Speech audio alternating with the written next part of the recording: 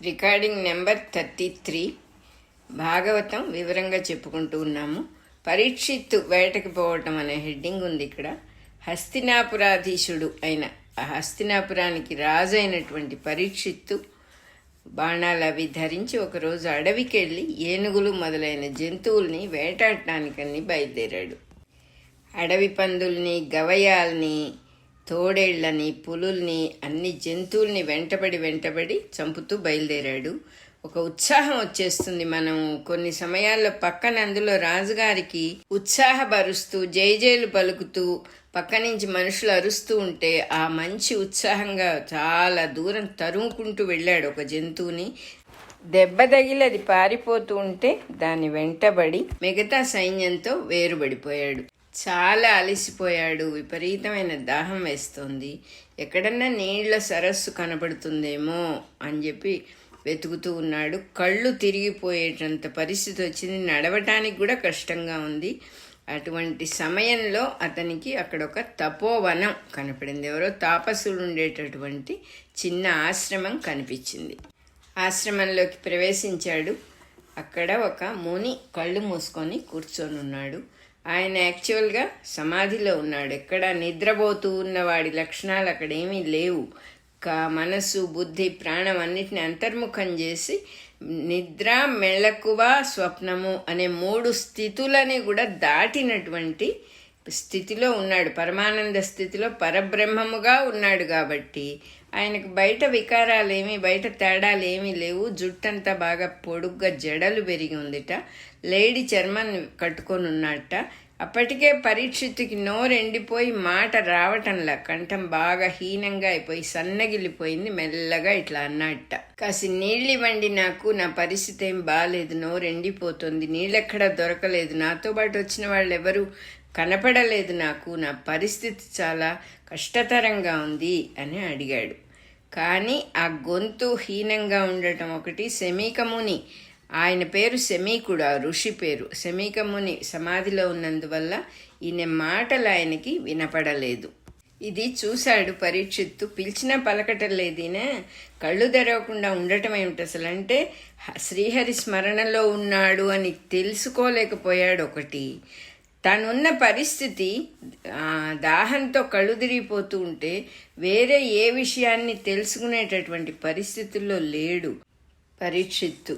అందువల్ల ఇట్లా అనుకున్నాడు, ఈ బ్రాహ్మడు గర్వంతో కళ్ళు మూసుకుపోయి ఉన్నాడు, వీడికి చేత్తో అయినా రమ్మని సంజ్ఞ చేయడు, ప్రాణం పోతుంటే అన్ని నీళ్ళన్నా ఇవ్వద్దా, తపస్సు చేసి ఏం ప్రయోజనం అంటే మనకు అనుకూలంగా ఉంటాయి మనం అనుకునే లాజిక్స్ అన్నీ కూడా. దాహం వేసిన వాడికి అన్ని నీళ్లు కూడా ఇవ్వని ధర్మం ఇదేమి ధర్మము అని అనుకున్నాడు. దాహంతో, బాధతో, కళ్ళుదిరిగిపోవటంతో తనున్న పరిస్థితిని వల్ల ఒక రకమైనటువంటి బుద్ధి దోషం ఆక్రమించేసింది. బుద్ధిలో దోషం వచ్చేసింది. తనను ఈ ఋషి గౌరవించకుండా తిరస్కరించాడు, తనను అవమానం చేశాడు అనే పద్ధతిలో తీసుకున్నాడు. ఏమాత్రం అటువంటి వాడు కాదసలు పరీక్షిత్తు. కానీ కాలం అనేటటువంటిది అనేక రకాలుగా హిట్ చేస్తుంది. అప్పుడు ఏం చేశాడంటే ఒక ఐడియా వచ్చింది అతనికి. పక్కనే ఒక చచ్చిపోయిన పాము పడుంది. ఈ పాము మీద పడేస్తే కళ్ళు తెరవడా, అప్పుడైనా దాని స్పర్శకైనా కళ్ళు తెరుస్తాడు కదా అని ఒక ఐడియా వచ్చి తన బాణం తీసి దాంతో పైకెత్తి కొప్పుతో ఆ పాముని ఈయన బ్రహ్మ ఋషి భుజం మీద వేసేస్తాడు. వేసినా కూడా ఈయన కళ్ళు తెరవడు. దీంతో అయినా కళ్ళు తెరిచి తీరాలనుకుంటాడు. ఎప్పుడైతే కళ్ళు తెరవలేదో ఈ కళ్ళు తెరవకుండా మెదలకుండా కూర్చున్నాడు. ఎట్లా కూర్చున్నట్టు ఆయన ఇక్కడ రాస్తూ ఉన్నారు. ఈ వచ్చేపోయే క్షత్రబంధువులతో నాకేం పని అన్నట్టుగా అర్థం చేసుకున్నాడు. ఒక తిరస్కారంగా. క్షత్రబంధువులు అంటే ఏమిటంటే క్షత్రియులకు చుట్టాలుట. క్షత్రియులకు డైరెక్ట్ చుట్టాలు కాదు, వేరే అంటే అనఫీషియల్గా పుట్టిన పిల్లల్ని క్షత్ర బంధువులు అంటారుట. అట్లా అర్థం చేసుకున్నాడు ఈయన. ఎవడో వీడు దోవన పోయేవాడు, ఏదో క్షత్రియుల చుట్టం ఎట్టా పుట్టాడో ఏమో అన్నట్టుగా తప్పుగా ఆయన అనుకుంటున్నాడు. తప్పుగా తనని ఇన్సల్ట్ చేశాడు అనే భావం వచ్చింది. వెంటనే ఇంకో మాట కూడా చెబుతూ ఉన్నారు ఇక్కడ.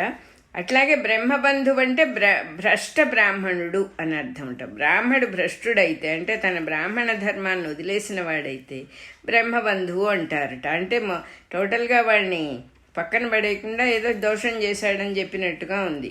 అట్లాగే క్షత్రబంధువు బ్రహ్మబంధువు అని 2 రకాలుగా చెప్పారు. ఇట్లా మనసులో తర్కించుకుంటూ రోషం వచ్చి ఆ చచ్చిన పాముని ఆయన భుజం మీదే వదిలేసి తన అంతఃపురానికి వెళ్ళిపోయాడు. ఇంక ఇక్కడ నీళ్లు దొరకవు అనేటటువంటి భావంతో ఆ ముని తాలూకు కుమారుడు వాళ్ళ స్నేహితులతో ఉన్నాడు, ఆడుకుంటూ ఉన్నాడు.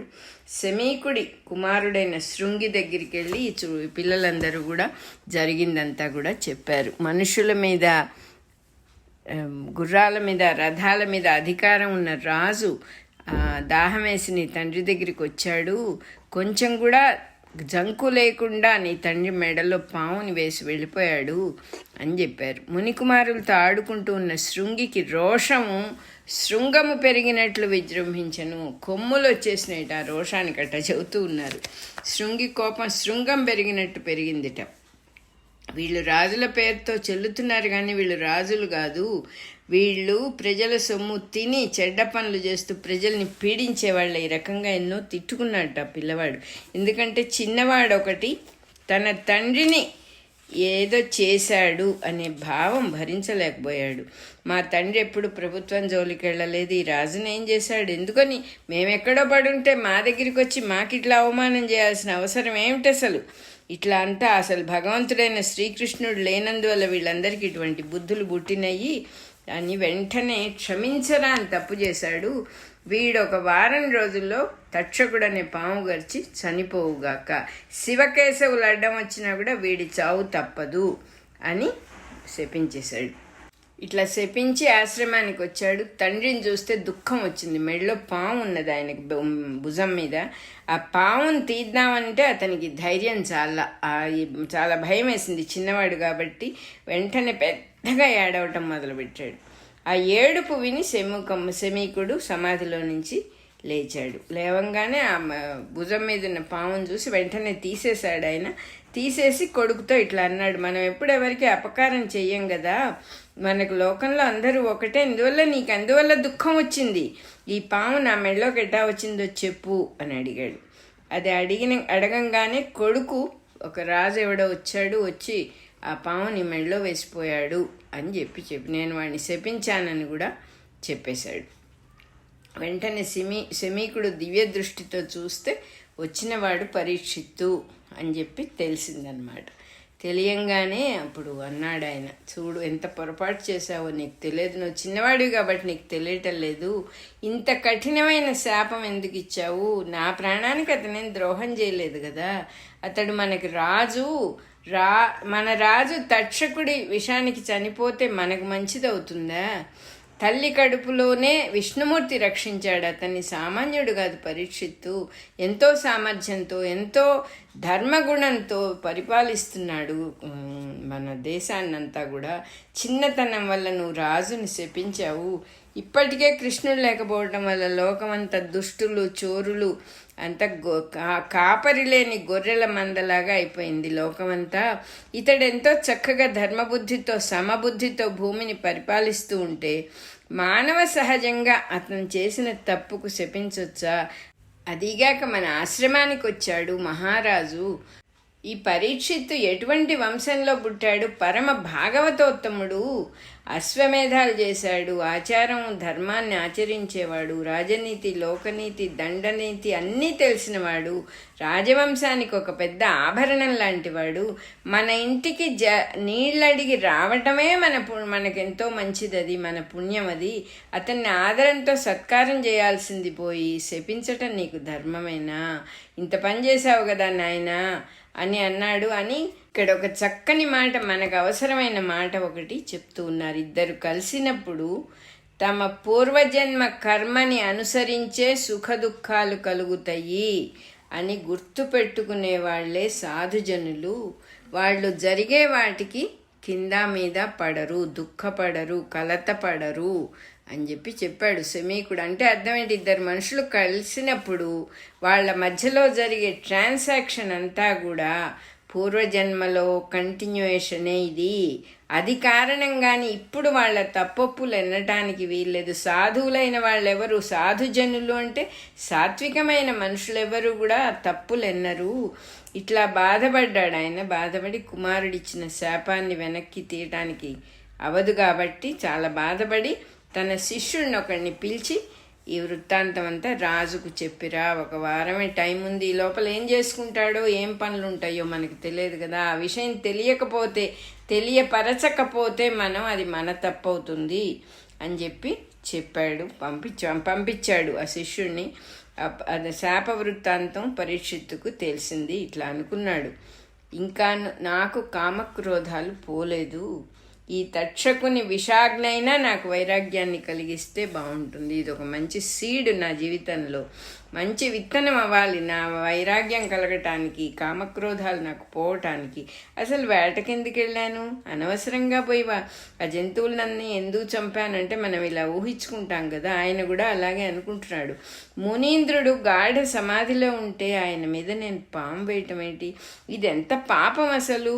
సూక్ష్మ దృష్టితో చూస్తే చాలా సాహసం కూడాను. తెలియక ఎటువంటి పని చేశాను, నేను ఇట్లాంటి పని చేశాను అంటే ఇది ఏదో దాటరాని దైవయోగము, తప్పక ఏదో నాకు కీడు తప్పకుండా జరుగుతుంది అని అనుకున్నాడు. అంటే మనం మర్చిపోకూడదు, పరీక్షిత్తు పుట్టినప్పుడే జాతకం చూసి ఒక ఋషి శాపం వల్ల పాము గరిచి చనిపోతాడు అని చెప్పారు దైవజ్ఞులందరూ కూడా జాతకం చూసి.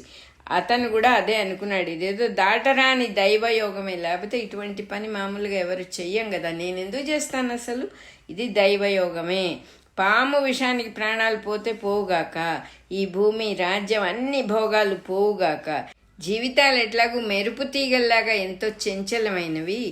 ఈ జీవితం మీద నేనేదో ఆశ పెట్టుకుని మళ్ళీ పొరపాటున మునికుమారుడికి మళ్ళీ నేను శాపం ఇవ్వకూడదు, జాగ్రత్తగా ఉండాలి. దోషం నా మీదే ఉంది, ఎందుకంటే రాజ గర్వంతో నేను అడవికి వెళ్ళి ఎక్కడో ఉన్న మునిని అవమానం చేసి వచ్చాను, ఆ దోషం నా మీద ఉన్నది. మునికుమారుడు నాకు శాపం ఇవ్వటంలో అతని దోషమేమీ లేదు, అతని తప్పేమీ లేదు అని అనుకున్నాడు. అట్లాగే గోవులకు, బ్రాహ్మణులకు, దేవతలకు పీడలు కావించిన పాపము పుట్టిన చోట శాప ఫలం జరగకుండా ఎవ్వరూ వారించలేరు. మునికి నా వల్ల దోషం జరిగింది, ఆ శాపం వెనక్కి తీయటానికి వీల్లేదు అని అర్థం చేసుకున్నాడు. ఇట్లా భావించిన పరీక్షిత్తు శ్రీకృష్ణుడి మీద భక్తితో కామక్రోధాల్ని గెలిచినవాడు కాబట్టి శృంగి చేసిన పనిలో దోషం ఉన్నా కూడా మళ్ళీ శపించలేదు. పరీక్షిత్తుకు హాని కలగటం అంటే రాజ్యంలో ప్రజలకు హాని జరగటమే. ఆ విషయం శృంగి చిన్నవాడు కాబట్టి తెలియలేదు. ఇండైరెక్ట్గా శృంగి పనిష్డ్, అందరినీ పనిష్ చేశాడు. శృంగి మొత్తం ప్రజలందరికీ ఇబ్బంది కలిగింది కాబట్టి శృంగి చేసిన పని దోషం ఉన్నది. వ్యక్తిగతమైన విషయాలకి క్రోధంతో, కోపంతో ప్రేరితుడై లోకహితాన్ని చెడగొట్టేవాడు దోషే. అంటే ఆ నలుగురికి ఇబ్బంది కలిగింది అనే మాట ఇక్కడ చాలా ఇంపార్టెంట్ అని చెప్తూ ఉన్నారు. మన 33వ రికార్డింగ్ నెంబర్ అయిపోయింది.